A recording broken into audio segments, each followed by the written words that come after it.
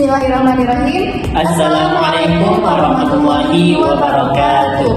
Perkenalkan, kami dari kelompok 1 Lokal PAI 5D dengan saya sendiri Aina Marlutila NIM 2012101174 dan rekan saya Dengan saya sendiri atas nama Zulkifli dengan NIM 2012101140. Adapun chapter kitab yang kami akan review adalah tentang Al-Quran sebagai dalil hukum. Nah, kitab ini ditulis oleh Abdullah Rofi'i SAG, Mulyono Jamal MA, Imam Iskaram LC, Imam Kamaluddin M.Hum, dan Imam Awaluddin MA. Berikut penjelasannya. Aina, di dalam kitab itu, definisi Al-Quran itu apa sih? Di dalam kitab ini disebutkan bahwa Al-Quran kalamullah munazzala 'ala nabiyina Muhammad sallallahu alaihi wasallam bi alfazi arabiyyati wa ma'ani haqqatil mu'jizul muta'abbadu bi tilawati al-manqulu ilaina naqlan mutawatiran wa kitabahu wa musyafahatun jilan anjilun mahfuzan min tanziran wa takdilan. Jadi Al-Quran itu adalah kalamullah atau firman Allah yang diwahyukan kepada Nabi kita Nabi Muhammad SAW yang berlafazkan Arab dan mengandung kebenaran mukjizat bagi yang membacanya. Ditransmisikan kepada kita itu secara bertahap atau berangsur-angsur, baik secara lisan ataupun tulisan dari generasi ke generasi, dan terpelihara keasliannya dari segala bentuk perubahan ataupun peralihan. Terus kehujaannya itu seperti apa?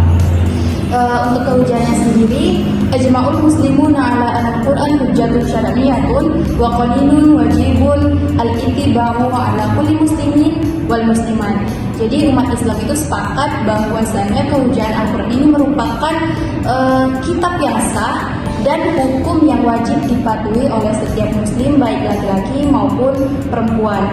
Nah, bukti kehujahan dalilnya itu adalah berasal dari Allah Subhanahu wa taala. Dan buktinya berasal dari Allah adalah bahwa manusia tidak ada yang mampu menciptakan atau menghasilkan seperti mukjizat di Al-Quran tersebut.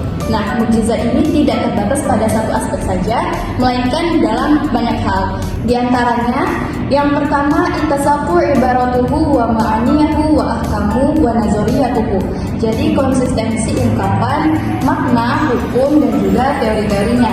Lalu yang kedua, intibahu ayatuhu ala ma yakshiful ilmi man nazariyatuhu ilmiyatuh. Penerapan ayat-ayatnya terhadap apa yang diungkapkan ilmu pengetahuan dan juga dalam kaitannya dengan teori-teori ilmiah. Lalu yang ketiga, akhbaruhu buqai'a lam ya'lamhu illallah. Jadi memberitahu kita fakta-fakta yang hanya diketahui oleh Allah saja. Lalu yang terakhir, yang keempat, fasahatu al-fazu wa balaghatuhu wa quwwatu ta'sirahu. Kefasihan perkataannya, kefasihan bacaannya, dan kekuatan pengaruhnya. Di dalam kitab tersebut ada tidak, Zul, dijelaskan tentang dalil-dalil nas atas hukum? Tentu ada. Perlu kita ketahui bersama bahwa dalil-dalil dalam nas Al-Quran itu bersifat hukum, yang artinya ayat-ayat yang mengandung petunjuk atau perintah hukum, baik itu yang bersifat sosial maupun beragama.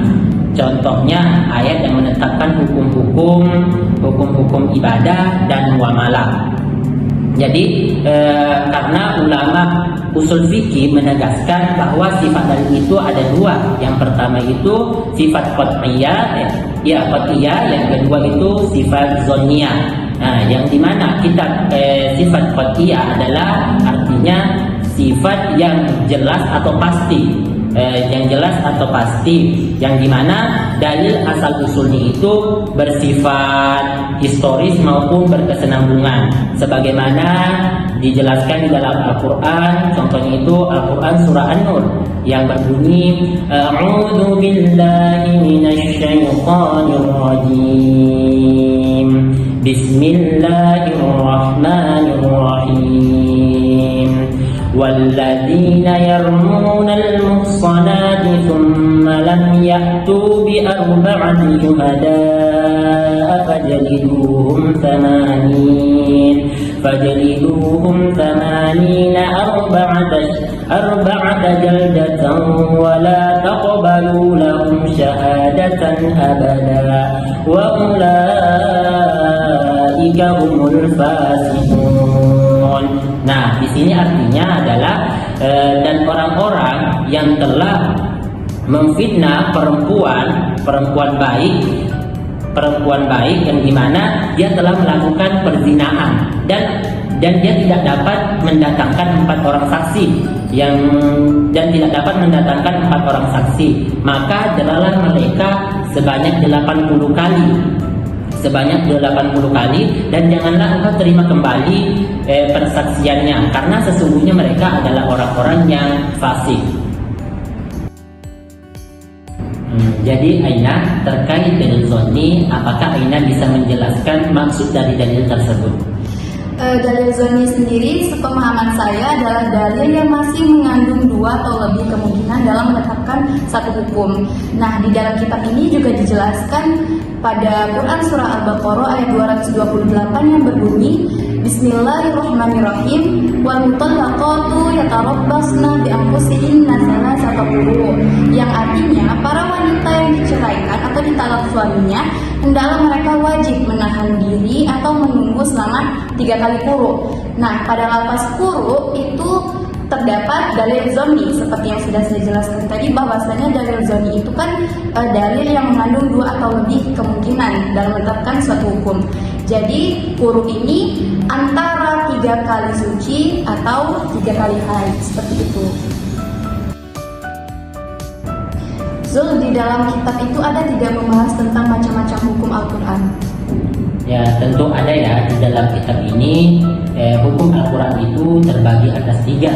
Yang pertama itu ahkamul i'tiqadiyah, yang kedua ahkamul akhlaqiyah, dan yang ketiga ahkamul amaliyah. Nah, yang pertama itu ahkamul i'tiqadiyah, yang dimana hukum yang mengatur hukum yang berkaitan dengan Allah, yang wajibnya seseorang untuk mempercayai Allah, malaikatnya, kitab-kitabnya, rasulnya, dan hingga hari akhir.